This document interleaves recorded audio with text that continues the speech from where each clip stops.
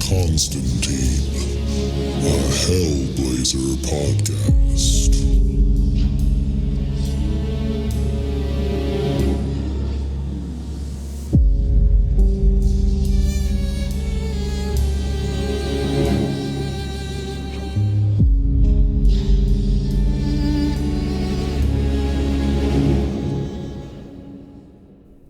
Hey there, everybody, and welcome back to John Constantine, a Hellblazer podcast. Sorry about last week, guys, but I was sick. You might still hear it in my voice a little bit.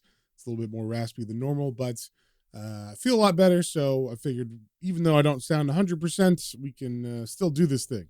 But just a little catch-up before we get into it. In the last issue, John battled against a malevolent dog spirit that was in his friend's flat. And actually, I think the dog spirit wasn't really malevolent necessarily, but it had been abused when it was alive.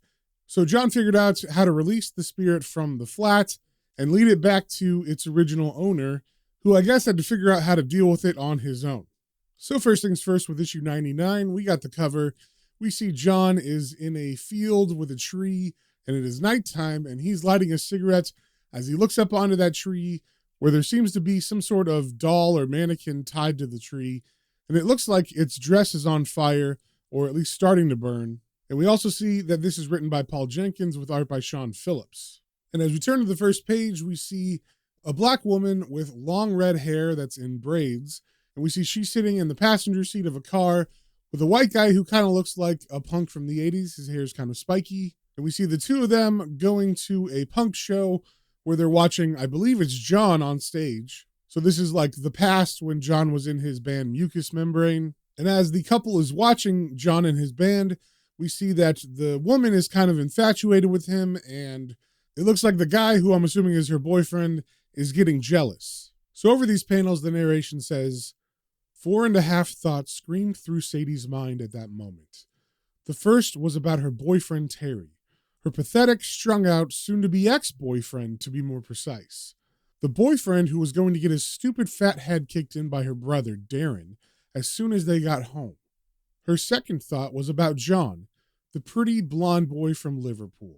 He had a real nice bum, and she fancied him something rotten. Sadie had heard that John liked her, so she'd persuaded Terry to take her down John's band practice just to see if it was true. Once there, she deliberately ignored Terry, making it quite clear to John that she'd soon be available. In the middle of all that noise, she and John had shared a laugh at Terry's expense and had made unspoken plans to meet down the pub sometime. She was really looking forward to it. Then we see on the last panel of this page, as Sadie is thinking about all this stuff, all of a sudden the window next to her begins to shatter. And as we turn the page, we see the VW bug that her boyfriend Terry was driving is crashing into a tree, and she is flying through the windshield, her face, of course, getting cut up by all of the glass. And it looks like Terry is just kind of slamming into the windshield with his head, but he's not going through.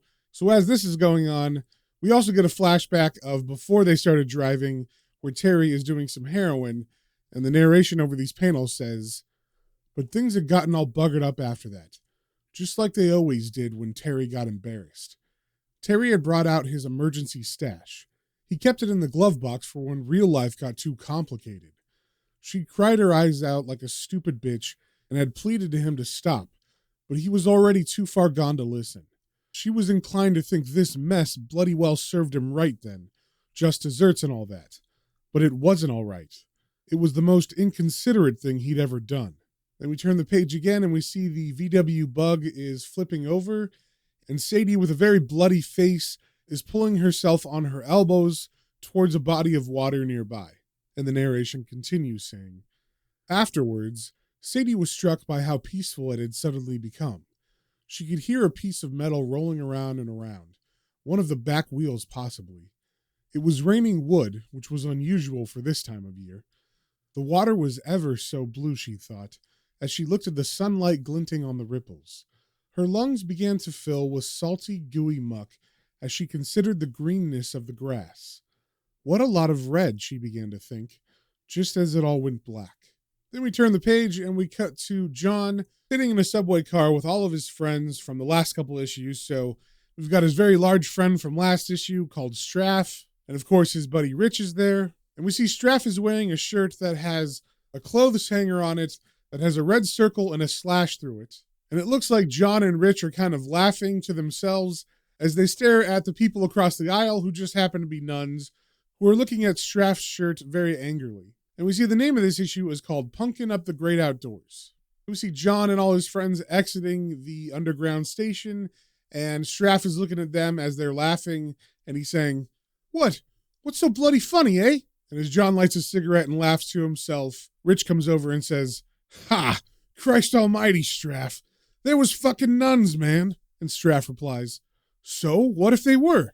And then John comes over and cuts in with a big smile on his face, and he points to Straff's shirt and he says, "That's an abortion rights t-shirt, you daft twat." And then Straff grabs the bottom of it and pulls it out so he can get a better look, and he says, "No, it's not. Means it ain't supposed to be drip-dried." Then we follow John and Rich as they walk into a building that says Tooting Community Center, and I guess the name of the place that they're at is called Tooting because the station that they were at said Tooting as well. We see Straff and another one of their friends who I think helped them out in the last issue, but I don't think he got a name, or if he did, it was not mentioned very often. And they're kind of straggling behind as John and Rich are going inside this community center. And Rich is saying to John, "So, what's with the mellow vibes, con job? You joining the ranks of the human beings again?" And John jokingly says, "No, mate. I've been ordered to infiltrate the Tooting Underground and expose your dastardly scheme to undermine society." Then they both walk into the community center, but John is thinking about some other stuff. Like, even though he was joking, he's thinking about very serious things because we see his thoughts in the panels below. We're seeing like a vision of a homeless man sitting on the street as a rich woman walks by. And then also there's a repeating motif kind of stamped into the background of a silhouette of a working man walking. So you can see like kind of he's wearing a hat and he's got an umbrella, but it's stamped over and over and over, kind of like as if John is thinking that England is becoming a society of working people who wake up, go to work, go home, go to bed, and repeat every day. There's also a newspaper called The Sun that is just thrown in there, and we can see the headlines say, "Hugs invade Glastonbury," and "Freedom Network nasties in new battle of the bean fields." So it seems like they're talking about maybe the protest that Rich and John had gone to in the last couple issues. So over all of this imagery, we get some narration from John saying, "Fact is, I've been doing some serious thinking lately about who I am, who I want to be when I grow up. I've been thinking about when I stumbled into the dark wood and what an old gypsy told me about choosing a path. See, it's a brave new world, isn't it? And we're just a bunch of epsilon semi-morons whacked out on the Soma of strident, disingenuous headlines, courtesy of our soar-away sun. We sit on the bog of a morning, scanning the news with a shudder, wondering what we'd do if some scruffy little bastard organized a rave on our front lawn. These days, a few hippies sitting in a field is touted as civil disobedience. We all know that's bollocks, even the coppers who are paid to bring order to these sheep pastures. Nevertheless, we wipe our arses with the front page and turn to the football results instead, thus giving tacit approval to an insidious anti-youth movement that can only be described as fucking draconian. In these new dark ages, the favored gentry once again hold sway, and those peasants who can't afford the tribute are booted from the castle. Now is the winter of our discontent, made even worse by these sons of Thatcher, all of which has got me wondering what I'm doing exactly.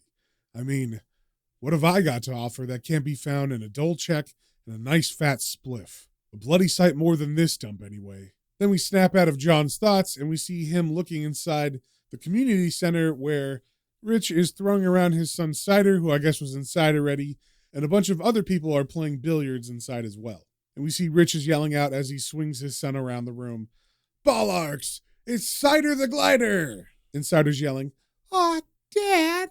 And Rich finishes swinging Cider around the room, and then he stops and he looks at John in the doorway and he says, "Here you are then, Krusty Central.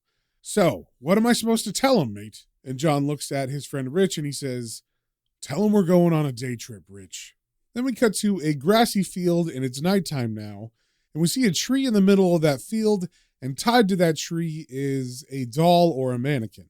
And it seems like it's about the size of a human, and it's dressed to look like a woman. And surprisingly, it's actually speaking to the tree and it's saying, "What do you want from me, Jack?" And just as surprising, the tree speaks back to her and says, "What did I design thee for, harlot? A truth." And the doll replies, "I am a whore only because you painted me as such, my lord." And Jack the tree replies, "I did fashion thee so because I despise a woman who will not lie. So speak truthfully, Calais, lest I feed your eyes to the crow. What do you see across the field? Who approaches from the outside?"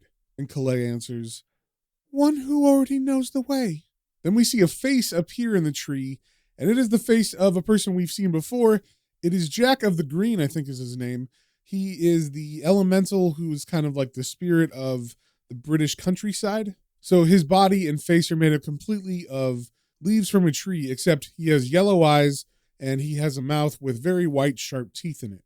I should also mention that Calais' face has a big scarred area over the left eye, which kind of looks like maybe she was hit or abused. So if it wasn't obvious enough before, she's definitely here against her will. Then we cut to the outside of the community center, where everybody that was inside is now outside, and it looks like Rich is arguing with Michelle. And as John watches them argue, his narration says, "Outside, the magical mystery tour has already started with a bang." I'm not sure exactly what they're fighting about, but Rich is yelling at her, "What do you think, you're fucking Nigel Mansell, you blind twat?" Michelle's yelling back, "It was an accident." So I'm not sure what exactly was going on, but they are having some kind of issue. So not wanting to get involved in that, John begins to walk towards the other people who were in the community center who are now waiting outside with them. And as John walks towards them, his narration says, "Knowing we've got at least an hour before Rich and Michelle calm down, I wander over to wallow in the adulation of mates I haven't seen in years." So as John walks up, he recognizes one of the people, and it's an older black woman with red braided hair. And John says, "Blimey, that you, Sadie love? It's me, John Constantine." And then she turns to look at John, and we see that she's got some very large scarring on her face from when she went through the windshield at the beginning of this issue when she was younger. So as she turns to John, she says, "Hello, John. How have you been?" And John seems like he's taken aback because I don't think he knew that she had had that accident back in the day. And as he shakes her hand, he says, "Me? I'm all right, I suppose. Hello, Terry." And it turns out she's still with her boyfriend who got in the accident in the first place. And he looks like an older version of his young self. So he's still got the spiky hair and everything, except now it's dyed blue. And he's just got more wrinkles on his face. And even though John said hello, Terry doesn't say anything to him. And then there's kind of like an awkward pause where all of them kind of look away from each other. And then Sadie and Terry walk away from John. And John kind of slaps himself in the head and says, "Shit." Then we cut to nighttime later that night. And everybody is now crammed inside of the Volkswagen van that Rich and Michelle were arguing in front of. And when I say it's full, I mean it's got Straff, who's a very large guy. It's got Rich and his family. Another friend of theirs who was tagging along with Straff. There's some other people we didn't meet. And then also in the back, there is Sadie and Terry. And funnily enough, everybody in the front is kind of talking about Terry and how he reacted to John earlier. So Rich, who's driving, says to John, "Don't bother arguing with Terry, conjob. That's what flick knives are for." Then John replies, "Was he always such a wanker, Rich? Or did he go through some sort of basic training?" And Rich laughs and says, "You know Terry, mate. Thick as shit and twice as ugly." And John replies, "And I thought he just didn't like me." Then from the back seat, we hear Terry call up to the front, "Are we there yet, Constantine? This is fucking crap." And another man sitting next to them yells, "Aye, I'm missing me match of the day for this bollocks." And John kind of gives him an evil side eye, and his narration says, "Usually I'd turn a deaf ear, but Terry's little macho mind games are starting to wear thin. I'm so busy working out a snappy riposte then that I forget to look at the road for a second," which, as it turns out, is exactly how the way decides to present itself. So in case you haven't figured out exactly where they're going, John is taking all of these people to Abaton, which is kind of like the magical English town that John went to in the earlier story arc when he was trying to figure out the name of the demon boar who was messing with cider. And we don't know yet why he's taking everybody here, but he has decided to do so. So as they're driving, a couple of ghostly figures appear in the middle of the road, and they look like a couple of farmers who are moving a cow. And like John said, they kind of came out of nowhere, so Rich is startled, And as he slams on the brakes so he doesn't hit these people, John grabs the wheel and he says, "Here you are. Look, Rich. Turn left at the peasant." And as Rich kind of sees that these people are apparitions, he says, "Bloody hell." Then we turn the page and we see that the VW van has broken down now. So it seems as they went further down that road towards Abaton, the VW van broke down and stopped working. And Rich is outside with John, and Rich is looking at the engine as it kind of smokes. And he's all pissed off and he yells, "Me van! Me bloody van! I knew it! She went and ruined it, the fat slag!" I assume talking about Michelle there. And John looks at him and says, "Calm down, Rich. I should have known it wouldn't work this close." And Rich replies, "Close to what? Christ, Conj, me wheels is all I've got." And then John points behind him and says, "No, mate. I mean, we've arrived, see?" And as he says this, we see all the other people are leaving the VW van as well, and they all look in the same direction that John is pointing. And as they stare at Abaton, which is kind of interesting because they're all in black and white, and Abaton is full of color. So it really illustrates like what they're seeing. It looks completely different to them. And as they stare at Abaton with wonder in their eyes, Straff says, "Well, fuck my old boots." And then all of them walk towards Abaton. Then we turn the page, and as they're entering the city of Abaton, we see a very angry Jack of the Green approaching. And John turns to all his friends and says, "You lot wait here, all right? I'll sort out the reception committee." And then Jack of the Green yells out, "Constantine!" And then he rushes up to John and points a finger in his chest and says, "How dare you give these mortals passage here, John? This is no place for them, and you know it. I should never have brought thee here, knave. Abaton was never intended as your playground." And then John gets very serious, and he grits his teeth and he looks at Jack and says, "Put your finger in my face again, pal, and you'll spend an eternity as a fucking salad. I know exactly what I can do, all right?" And Jack is kind of taken aback by this, and he says, But John cuts him off and says, "But nothing. Times have changed, Jack, and so have I. Fact is, your manky little fairy farm's outlived its relevance. Believe it or not, no one cares about Abaton anymore. You're not the essence of Britain these days, mate. They are." And then John motions to all of his friends behind him, and as a very angry Jack stares at them, he says, "There must then be one condition imposed, Constantine. They cannot be allowed to remember their time here." And John looks at Jack and says, "Fair enough. Just let him stay for a while." And then Jack shoots him an angry look and says, "So be it. They are your charges then, John, and I will hold you responsible for their actions here." Then we turn the page and we cut to everybody inside of a pub, and John is watching all of his friends with a smile, and his narration says, "Having handed Jack the large one, I settle back to watch how my mates react to their unearthly surroundings. Abaton offers them a chance to explore the mysteries of the universe, to be at one with the land, to boldly go where no punk has gone before. So, of course, they head straight for the pub. Then we get a panel of a black couple that I guess came with them, and they are looking very anxious and looking around very cautiously, and John sees them and his narration says, "Derek and Angie have been silent ever since we arrived, apparently convinced they've been abducted by space aliens."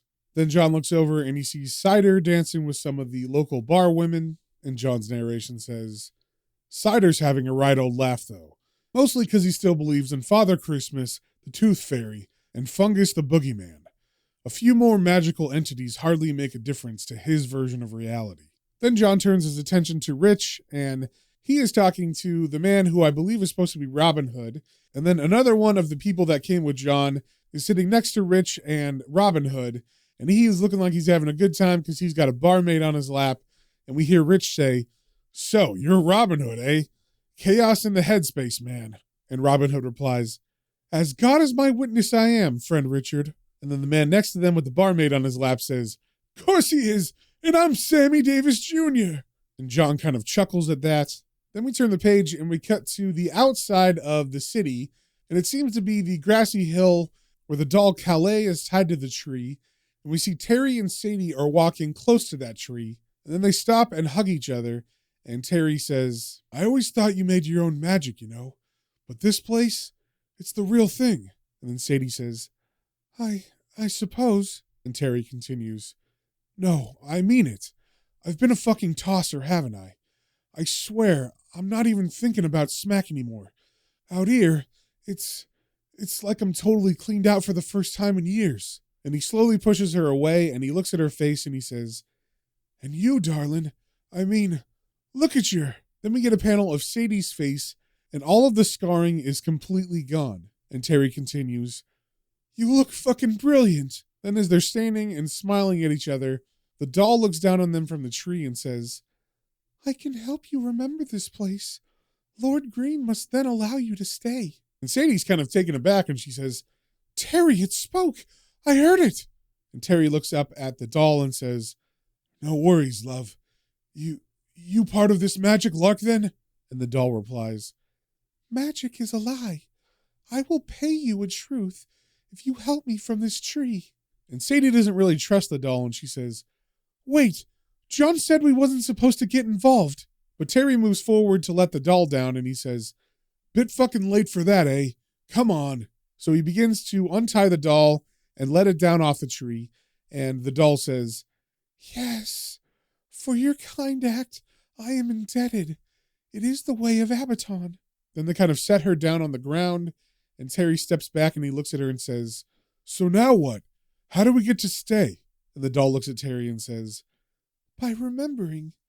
And this is your truth. You will return many times to this place. And then the doll looks at Sadie and says, she will go to the blue. Then out of nowhere, we see John run up and say, Sadie, Terry, for God's sake, leave it alone. Then he grabs Terry by the shirt and he says, come on, hurry. Did you talk to it? What did it say? And Terry replies, how the fuck should I know? Then the doll's eyes begin to glow and John begins to push Sadie and Terry away from it and says, Jesus, I told you, leave him alone. This is one of Jack's little nasties. It's bad news. If he finds out you were talking to it. But then the doll says, no, please, take me away from Abaton. But Sadie and Terry continue to walk away from it, and John says to them, don't listen to it, just go. And the doll continues pleading, please, don't leave me here with Jack, please. And just as she says that, all of a sudden, the tree gets possessed by Jack, and it actually turns into a very large version of Jack that is rooted into the ground. And Jack looks at the doll very angrily and says, so, whore, this is your answer to my benevolent charity? To enlist the aid of other men? Outsiders? And the doll tries to plead and says, Jack, I meant nothing by it. Forgive me. But Jack begins to grow roots that are engulfing the doll, and they begin to crush her, and it begs, forgive me. And then its head explodes. Then we cut back to John, who's trying to lead Sadie and Terry away from here. And Sadie is saying to John, John, we're really sorry, honest. We thought it was kosher-like. And a very panicky John is saying, I know, love, just hurry, okay? But before they can get out of the grassy area, all of a sudden, Jack of the Green appears before them, and now he looks very pissed. He has his normal body, and his arms are outstretched, and he begins to grow thorny vines that block their way. And he looks at them with a very evil face, and he says, your word is not so easily kept, is it, John Constantine? John tries to calm the situation down and says, Jack, just take it easy, all right? And then Sadie interjects, it was the Scarecrow. She said we'd remember. She said you'd let us stay. And Jack gets in her face and says, you stay here? Are you blind to the color of your own skin, wench? How can you, of all these mortals, claim to be a child of this land? And John is very offended that Jack got racist here, and he says, now, you fucking listen here, Jack. But Jack cuts him off as he shoots green spines out from his hands towards all of them, and he says, no, you listen, John Constantine. I did charge thee with the obedience of my designs. You did accept those terms, and if your charges have ignored my good counsel, the fault lies with only you. And then we get a panel of all the thorns about to hit the three of them. And then we cut to a black and white panel where all of them are in the VW van again. And Rich is saying to John, are we there yet? So basically, just like Jack of the Green said, all of them would forget going to Abaton. So now they're back in the van after that, but they think they haven't got there yet. Then we cut to a gas station where they are filling up the VW van with gas. And everybody's kind of stretching their legs outside. And John's narration says, I fucked up badly. No doubt Jack and his universal brotherhood of vegetables will be very wary of me after this little episode. Everyone makes mistakes, I suppose. I just keep making the same one over and over again. Then we see Sadie approach John from behind, and she says, John, what happened? Why did he kick us out? And we can also see that her face is scarred again. And John says to her without turning around, you broke the rules. Then she puts a hand on his shoulder and she says, well, can't you do anything? Can't you tell him we didn't know? It wasn't our fault?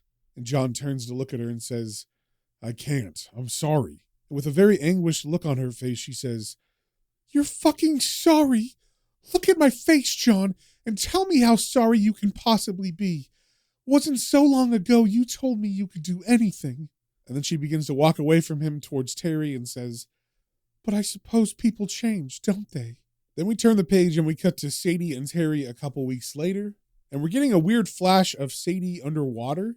Then we're cutting to her in her underwear staring at herself in a mirror. And the narration says, it had been a couple of weeks now. Time for Sadie to come to terms with her loss. She'd forgiven John for his arrogance and stupidity. But try as she might, she just couldn't forget. When she'd finally found the courage to look in the mirror, there had been no one there. No one recognizable, at least. The real Sadie had stayed behind in Abaton. All she could see were the scars.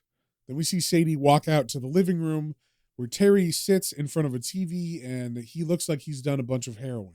And the narration continues. Terry had reacted pretty badly. Sadie realized, perhaps for the first time ever, that she felt sorry for him. The Scarecrow had told the truth about one thing. Terry spent most of his time in Abaton now. Her heart was fit to burst, knowing that Terry might have been without his sadness and his addictions. But pity wasn't enough anymore. Then we see her turn away from Terry, and then she goes outside and removes all of her clothes and begins walking naked in the snow towards a body of water. And the narration continues. Sadie thought about being pretty for the first time in 15 years. She thought about the brief, beautiful moment when she'd actually imagined that she belonged. She thought about trying to find Abaton again. And after that, her thoughts just dissolved into one. Then we see Sadie walk into the water and lay down face first and sink to the bottom. And the narration continues. See, Sadie knew now that she could never return to the green, so she gave herself instead to the blue. So it seems that Sadie has committed suicide now that she can't go back to Abaton and have a beautiful face again. And that, my friends, is the end of the issue. So if you have any comments, questions, or suggestions, you can email me at planestrains and comicbooks, all one word, @gmail.com. And we will see you on the next one.